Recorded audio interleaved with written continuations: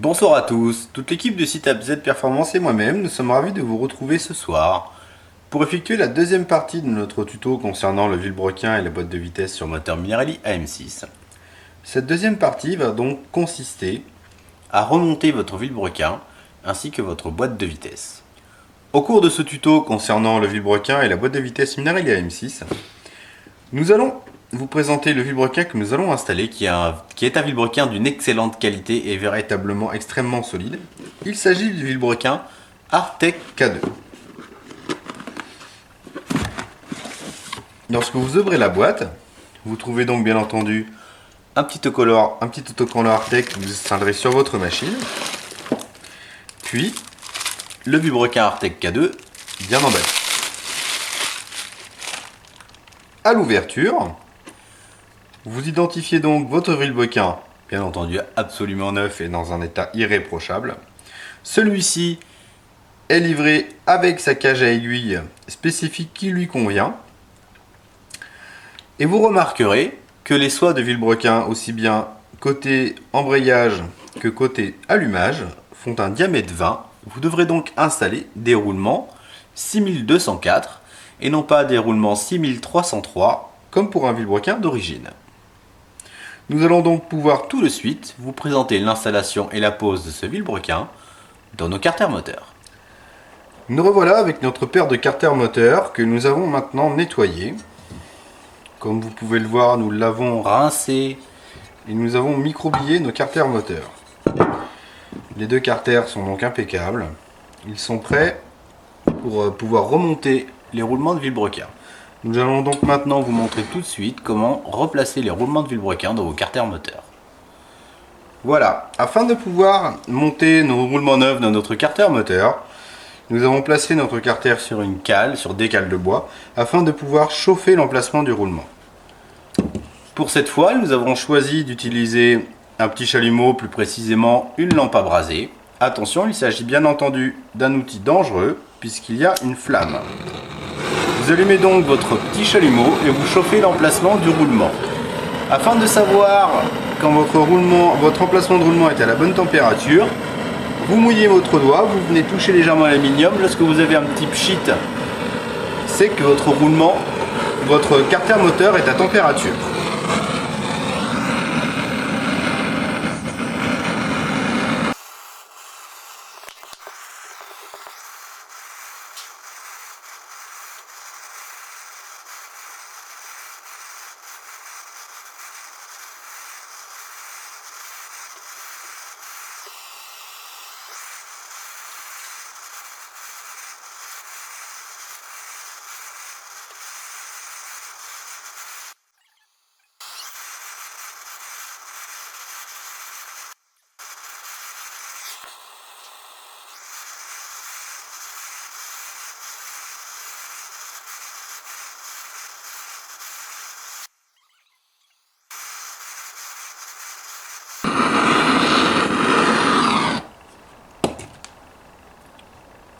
Voilà, comme vous avez pu entendre, nous avons eu le petit pchit, ce qui signifie que nos carters moteurs sont à température. Une fois que c'est fait, il ne faut pas traîner. Vous lubrifiez l'extérieur de votre roulement et vous le placez dans votre carter. Et voilà, celui-ci est inséré à fond. Vous pouvez éventuellement contrôler avec un petit chasse en tapant légèrement bien entendu que sur la cage extérieure de votre roulement que celui-ci est bien enclenché à fond. Voilà, petit contrôle qui n'est pas forcément nécessaire si vous êtes sûr de votre coup. Notre roulement est bien inséré à fond. Pour insérer le deuxième roulement de vilebrequin dans l'autre carter moteur, vous procédez bien entendu exactement de la même manière. Voilà. Les deux roulements de vilebrequin sont désormais remontés. Nous allons pouvoir nous préparer à remonter notre vilebrequin et notre boîte de vitesse. Nous ne vous avons pas montré comment remonter le deuxième roulement de vilebrequin puisque l'opération est exactement la même que pour le premier roulement. Avant d'attaquer le remontage de votre vilebrequin et de votre boîte de vitesse à proprement parler, vous allez devoir dans un premier temps replacer votre arbre d'équilibrage. Vous le prenez tout simplement, donc bien entendu sans son écrou, sa rondelle et sa clavette. et vous le placez tout simplement dans le roulement. Ensuite, vous retournez votre carter moteur où vous allez pouvoir replacer la clavette, le pignon, la rondelle et l'écrou. Une fois que vous avez placé votre carter de manière à pouvoir remonter la clavette dans un premier temps, vous la placez dans sa gorge.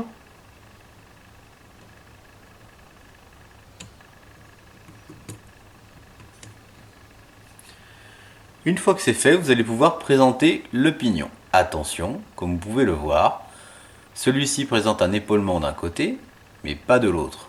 L'épaulement doit se trouver du côté du roulement.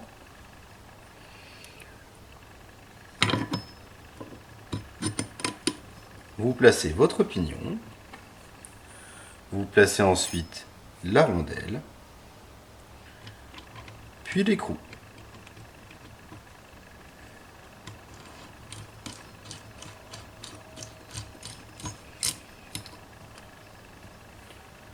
Voilà. Une fois que c'est fait, vous allez pouvoir placer une petite vis de 6 dans l'un des deux perçages taraudage de votre pignon. Cette vis va vous permettre de bloquer votre pignon dans un sens ou dans l'autre et donc de serrer votre écrou. L'écrou de l'arbre d'équilibrage doit être serré au couple de 60 Nm. Une fois que vous avez préparé et réglé votre clé dynamométrique au couple de 60 Nm, vous n'avez plus qu'à serrer votre écrou. Pour serrer cet écrou, vous aurez besoin d'une nouille de 19 sur votre clé dynamométrique.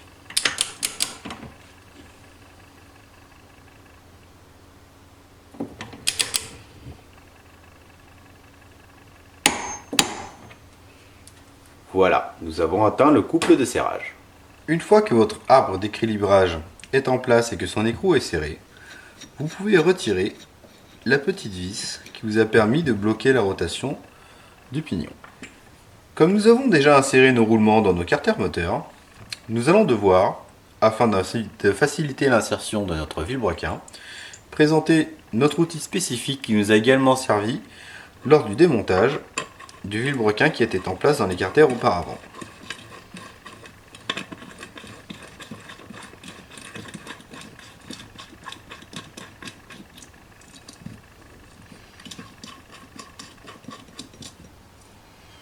Vous présentez donc les trois axes et vous allez pouvoir présenter votre vilebrequin. Pensez bien à lubrifier les portées de roulement avant de le présenter.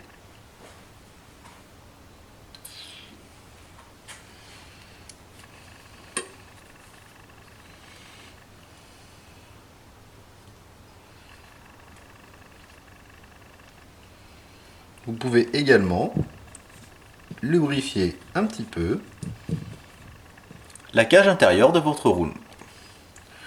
Ensuite, vous présentez votre vilebrequin, puis nous allons installer notre outil. Voici donc notre outil que nous allons installer, qui est donc bien le même que celui qui nous a servi lors de l'extraction de l'ancien vilebrequin.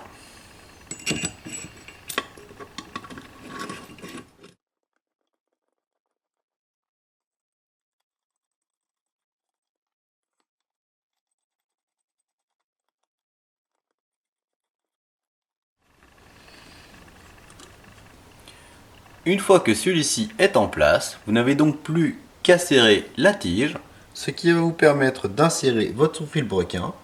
Vous l'insérez quasiment à fond.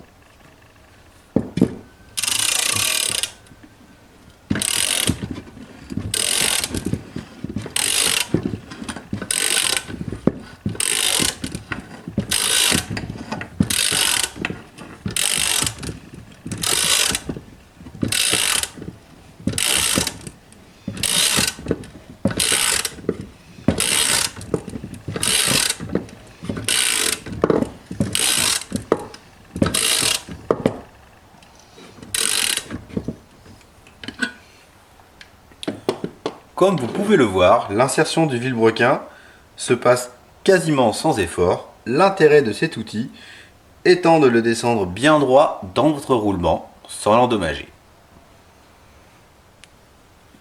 Une fois que c'est fait, insérez quasiment à fond comme nous vous le disions, vous retirez donc tout simplement votre outil.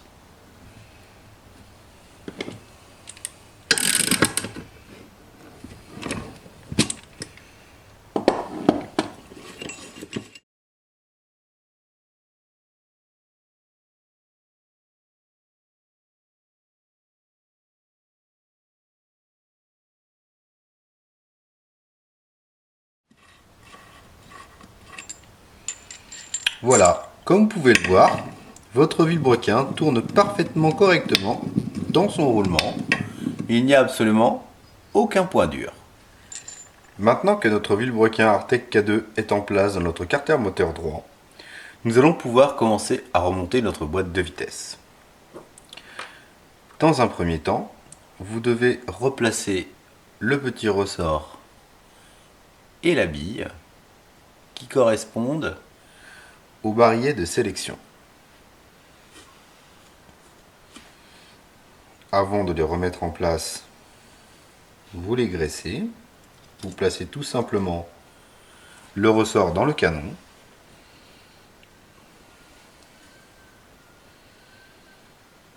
Puis la bille graissée également par-dessus. Ensuite, nous allons pouvoir nous apprêter à présenter notre arbre secondaire ici et notre arbre primaire dans ce roulement. Nous allons insérer les deux en même temps. La boîte de vitesse que nous remontons étant un modèle nouvelle génération, vous n'avez pas de rondelle à placer en dessous ni au-dessus de votre arbre secondaire.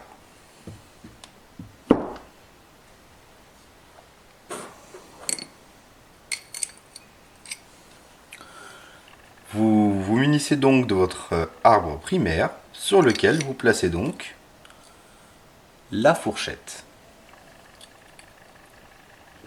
Ensuite, vous présentez l'arbre secondaire dessus et vous insérez l'ensemble.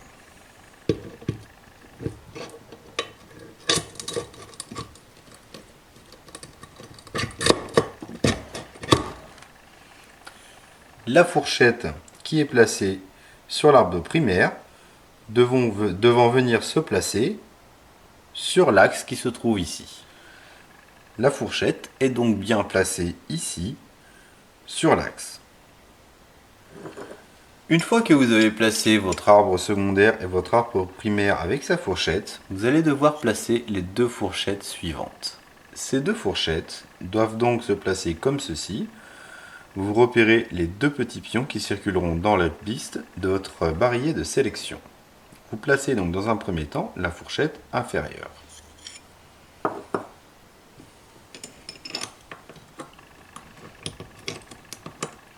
Vous la placez et vous la poussez vers le carter moteur. Puis vous placez la seconde que vous poussez également vers le carter moteur. Ensuite, vous allez pouvoir placer votre barillet de sélection que vous allez dans un premier temps insérer uniquement sur la fourchette de l'arbre primaire. La piste qui se trouve au milieu, puisque comme vous pouvez le voir, il y a 3 pistes sur votre barillet de sélection. La piste qui se trouve donc au milieu correspond à cette fourchette. Vous allez devoir placer la fourchette dans sa piste en même temps que vous insérez votre barillet. Vous actionnez donc la fourchette à la main afin d'insérer correctement votre barillet.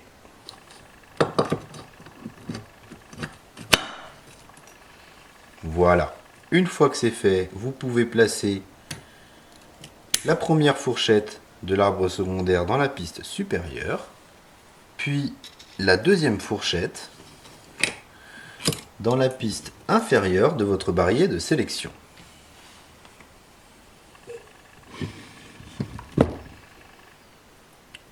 Une fois que ces deux fourchettes sont en place, vous lubrifiez leur axe de maintien que vous placez tout simplement à travers les deux fourchettes jusque dans le fond du carter.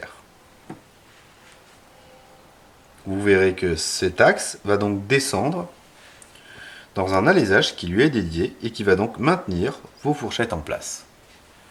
Désormais, il ne vous reste plus qu'à placer l'arbre de sélection.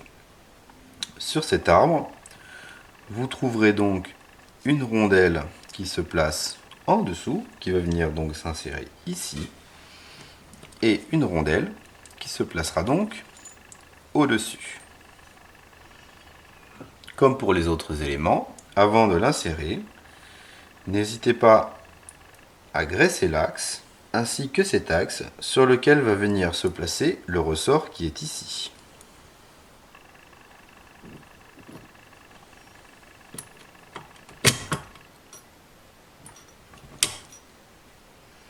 Une fois que l'ensemble est bien graissé, vous pouvez donc présenter votre arbre de sélection et l'insérer bien à fond.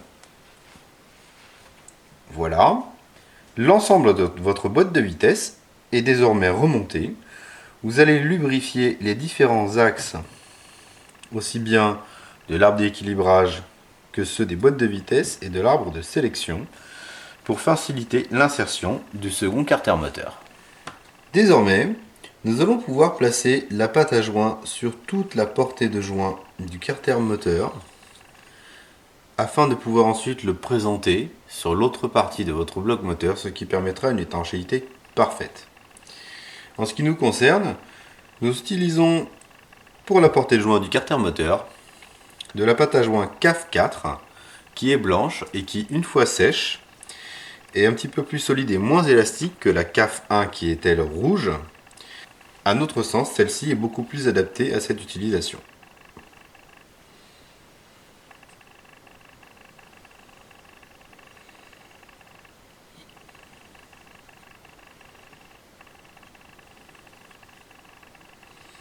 Vous l'appliquez donc avec le doigt.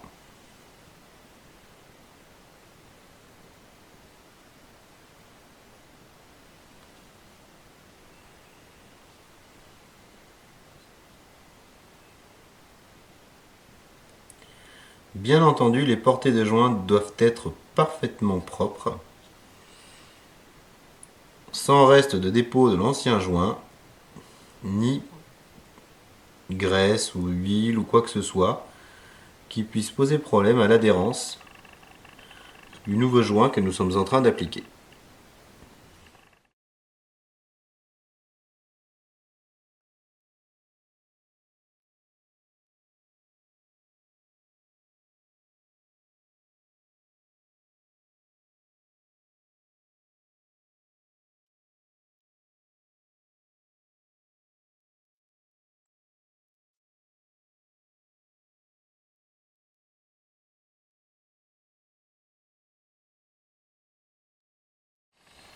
Une fois que c'est fait, vous refermez bien sûr votre tube, sinon votre pâte à joint va durcir.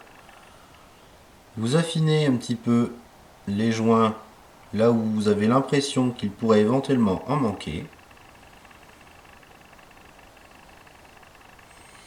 Puis vous allez pouvoir tout de suite placer le second carter moteur sur le premier, dans lequel vous avez positionné votre boîte de vitesse. Avant de mettre en place le second carter moteur, pensez bien entendu à positionner les deux petits pions de centrage.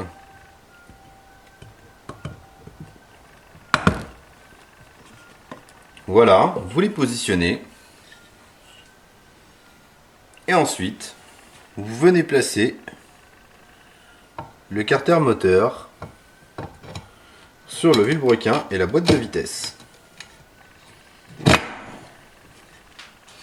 Comme vous pouvez le voir, celui-ci descend dans un premier temps, puis ensuite il force. Afin de pouvoir finaliser son insertion, nous allons placer 3 vis autour du vilebrequin uniquement. Nous allons placer ces 3 vis à 120 degrés.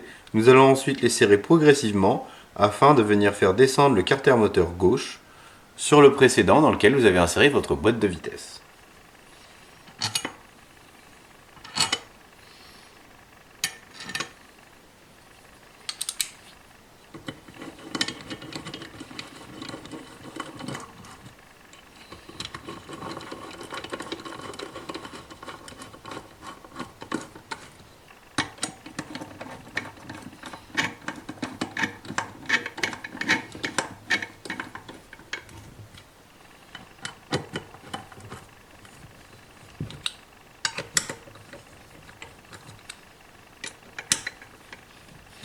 Voilà, nous allons donc serrer ces vis progressivement pour faire descendre le carter moteur.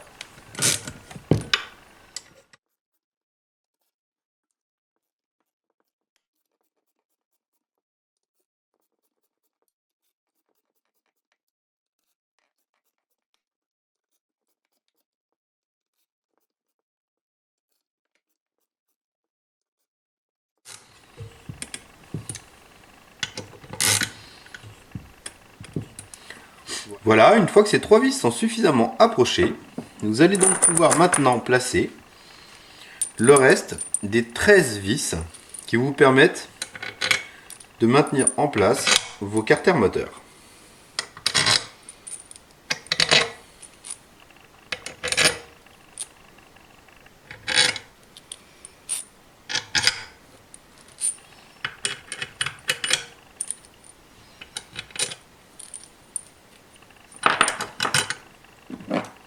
Vous retirez donc ces 3 premières vis qui étaient plus longues afin de pouvoir préparer l'insertion, qui en fait ont permis d'effectuer la première phase de l'insertion.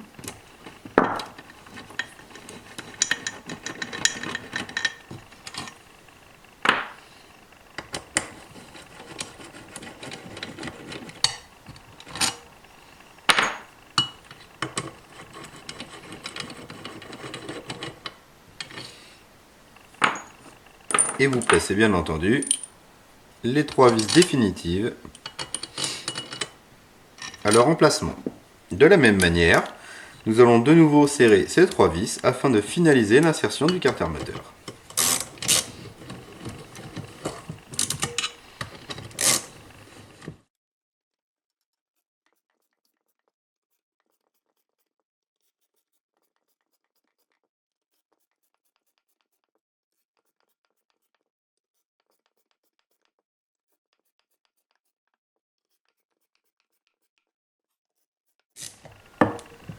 Comme vous pouvez le voir, nous venons de finaliser l'insertion des carters. Nous pouvons donc maintenant effectuer un pré-serrage des vis restantes.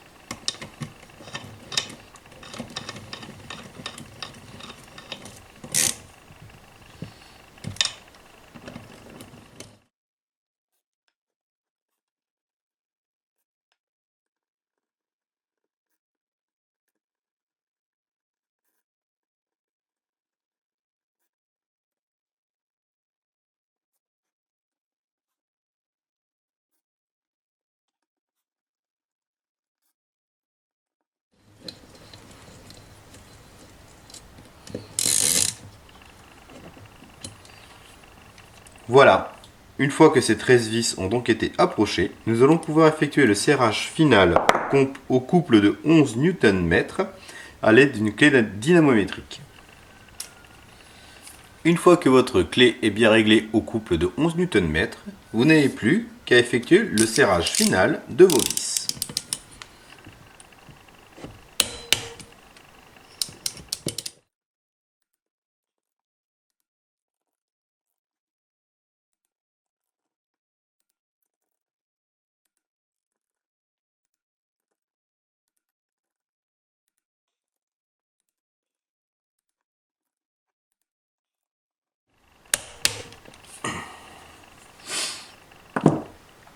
Voilà.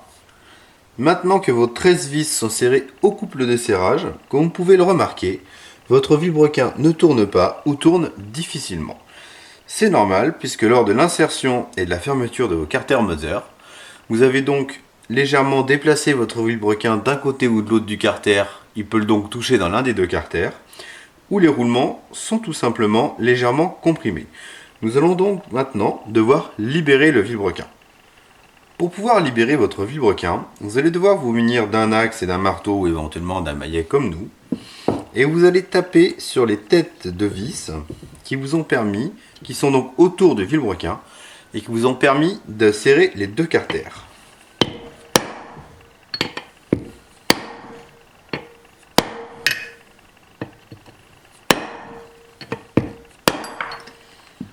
Et vous verrez que désormais votre vilebrequin est libre. Voilà, une fois que vous avez libéré votre vilebrequin, comme vous pouvez le remarquer, maintenant celui-ci est parfaitement libre. Et vous contrôlez également que votre boîte de vitesse n'est pas bloquée. Si vous pouvez tourner votre axe secondaire à la main, c'est qu'il n'y a pas de souci et que vous avez donc remonté votre boîte de vitesse correctement. Nous allons maintenant pouvoir passer au remontage des différents joints SPI du vilebrequin, mais aussi de l'axe de sélecteur, du pignon, de l'arbre secondaire de boîte de vitesse, et donc du vilebrequin de l'autre côté. Voilà, nous allons donc dans un premier temps remonter le joint SPI de vilebrequin côté allumage. Vous le lubrifiez légèrement sur son extérieur et également à l'intérieur avant de le présenter. Vous le poussez dans un premier temps à la main, puis soit à l'aide d'un chasse-goupille, vous pouvez le repousser tout le tour jusqu'à ce que celui-ci soit bien à fleur. Sinon, vous pouvez, si vous avez quelque chose comme nous, une cale qui fait le bon diamètre à l'intérieur, vous pouvez tout simplement la présenter. Et à l'aide d'un maillet, vous tapez tout simplement dessus et votre joint SPI sera donc parfaitement rentré et à fleur. Pour le joint SPI de l'arbre secondaire de votre boîte de vitesse, vous procédez de la même manière. Vous le rentrez délicatement pour ne pas l'endommager.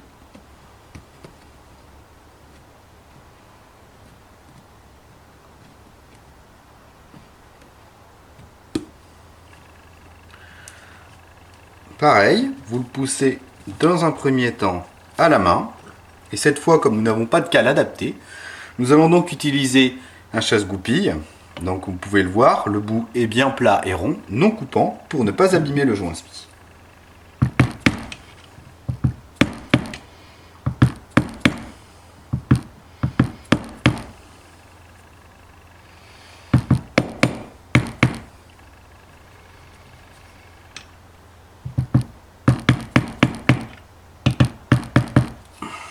Et vous contrôlez avec le doigt que celui-ci se présente comme il faut. Une fois que c'est fait, c'est tout simplement terminé. Nous pourrons passer au joint SPI suivant. Pour le joint SPI de l'axe de sélecteur, nous procédons toujours de la même manière. Même chose, vous le rentrez délicatement pour ne pas l'abîmer. Vous le rentrez dans un premier temps au doigt, puis au chasse-goupille. Vous l'insérez doucement. Vous tapez d'un côté puis de l'autre pour ne pas le faire rentrer de travers, sinon il sera mal inséré.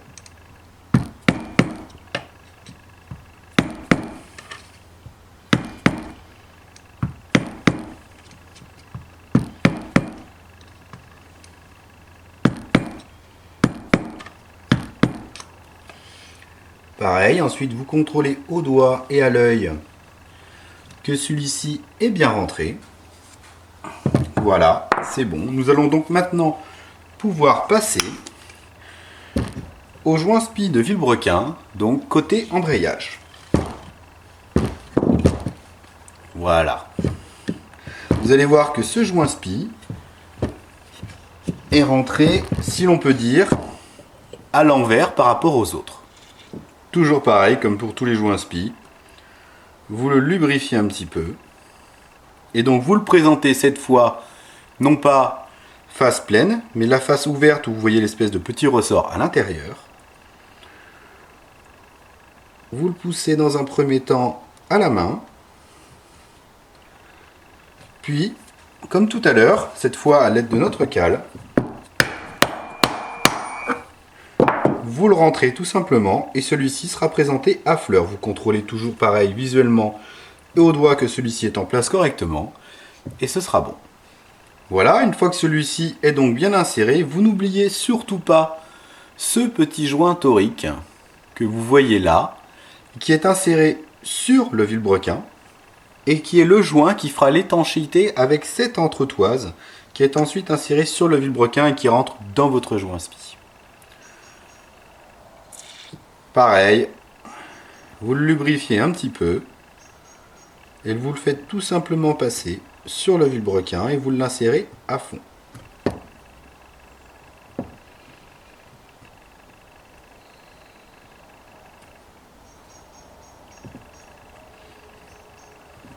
Voilà. Et vous le repoussez. Vous pouvez donc tout de suite replacer votre entretoise, que vous aurez aussi légèrement lubrifié, et que vous poussez bien à fond, et qui rentre donc dans votre joint spi. Voilà, désormais il ne nous reste plus qu'à replacer le joint spi de la biellette d'embrayage. Vous le lubrifiez, vous le présentez.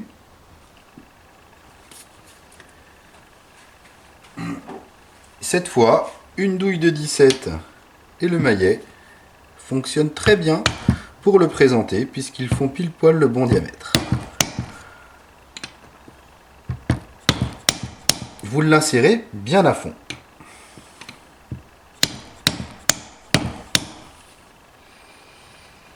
Vous contrôlez visuellement et au doigt que celui-ci est bien inséré. Voilà, nous avons donc maintenant remplacé tous les joints spi de notre bloc moteur. Nous allons donc pouvoir commencer à remonter les pignons de vilebrequin et bien entendu la cloche et la noix d'embrayage. Maintenant que nous avons replacé tous nos différents joints spi du bloc moteur et joints spi du vilebrequin, nous allons pouvoir nous apprêter à remonter les deux pignons qui se placent donc sur votre vilebrequin à cet endroit. Dans un premier temps, vous devez bien sûr replacer la petite clavette de vilebrequin. Vous la placez donc tout simplement dans sa gorge et vous l'insérez bien à fond. Ensuite, vous allez devoir replacer votre premier pignon de vilebrequin.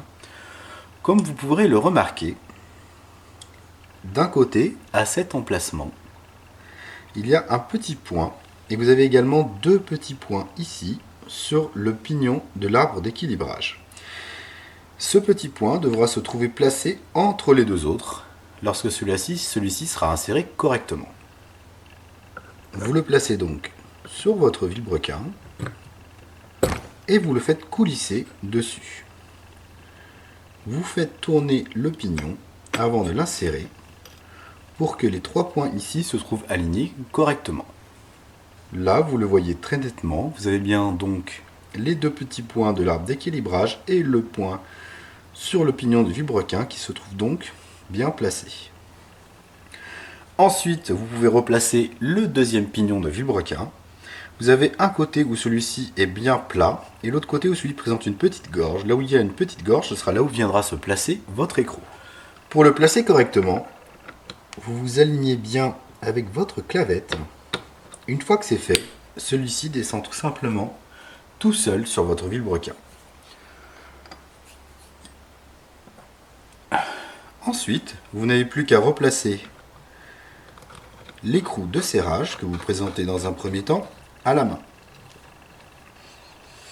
Ensuite, afin de pouvoir effectuer l'opération de serrage de cet écrou, vous allez devoir replacer une petite vis M6 dans l'un des deux trous du pignon d'arbre d'équilibrage afin de bloquer le mécanisme, ce qui va vous permettre de serrer l'écrou.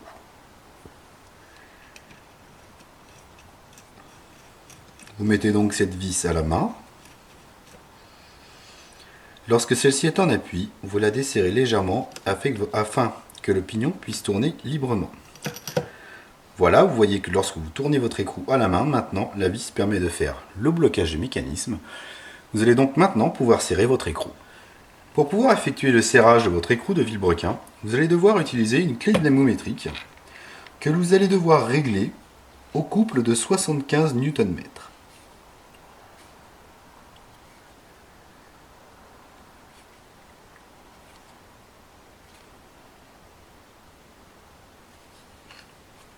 Voilà. Vous utilisez une douille de 17 et vous allez pouvoir effectuer le serrage de cet écrou.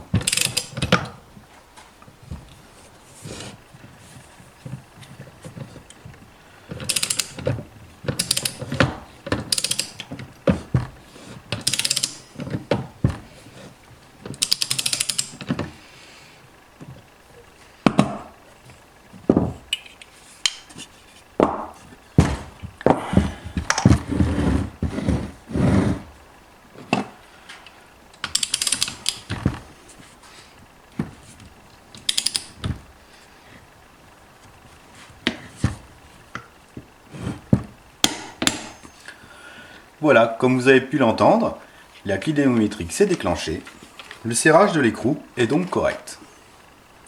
Une fois que l'écrou est serré, vous retirez bien sûr la petite vis M6 qui vous avait permis de bloquer le mécanisme. Maintenant, nous allons pouvoir replacer la cloche d'embrayage. Sous votre cloche d'embrayage se trouvaient donc deux rondelles, l'une conique et dentelée, que vous voyez ici, et une seconde plate. La conique et dentelée doit se placer en premier. Le côté conique, et donc avec les petites dents, devront se trouver côté roulement. Vous placez donc votre rondelle, puis la rondelle plate. Ensuite, vous n'avez plus qu'à placer la cloche d'embrayage à sa place. Une fois que la cloche est placée, vous n'avez donc plus qu'à placer la noix d'embrayage. Sous cette noix d'embrayage se trouvait cette rondelle plus épaisse. Vous la présentez, puis vous positionnez la noix d'embrayage qui prend donc sa place tout simplement. Ensuite, vous allez replacer la petite rondelle qui se trouve avec une espèce de petite dent, si l'on peut dire ainsi, qui vient se trouver, qui vient prendre sa place ici. Et vous allez pouvoir replacer l'écrou de serrage de l'ensemble. Vous replacez donc votre écrou, bien entendu à la main dans un premier temps. Cet écrou devra également être serré au couple de 75 Nm, de même que votre écrou de vilebrequin. De nouveau, nous allons donc utiliser notre clé dynamométrique, mais bien sûr à l'aide de la clé spécifique qui permet de bloquer la noix d'embrayage. Vous placez donc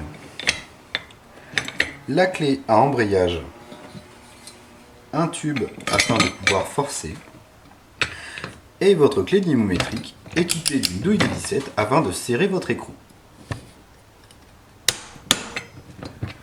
Voilà, la clé s'est de nouveau déclenchée, le couple de serrage est correct. Désormais, afin de bloquer cet écrou, nous allons replacer notre rondelle. Vous devez donc la relever dans un premier temps à l'aide d'un tournevis. Puis ensuite, à l'aide d'un chasse-goupille par exemple, vous allez taper dessus avec un marteau afin de finir de l'aplatir contre l'écrou.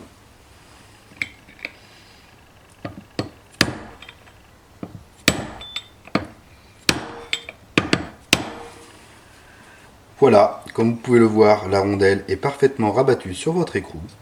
Le remontage est donc maintenant terminé. Voilà, vous venez donc de finaliser le remontage complet de votre boîte de vitesse et de votre vilebrequin. En l'occurrence, comme nous vous l'avons présenté, nous avons monté l'excellent vilebrequin Artec K2, qui est donc capable de supporter des cylindres véritablement très performants. Celui-ci accepte des régimes moteurs de 16 à 18 000 tours minute maximum, que bien entendu vous aurez extrêmement de mal à atteindre avec vos différents moteurs. Mais c'est tant mieux puisque c'est véritablement un gage de qualité et de sécurité. Voilà, à très bientôt pour un autre tuto. Dans les prochains tutos, bien entendu, comme nous vous l'avons expliqué, nous effectuerons le démontage, remontage de l'embrayage, de l'allumage et de tous les autres différents éléments de votre moteur Minarelli AM6. Suivez-nous sur notre page Facebook et notre chaîne YouTube AZ Performance. A très bientôt pour un autre tuto et retrouvez toutes les pièces dont vous avez besoin pour vos différents entretiens et interventions sur notre site azperformance.fr.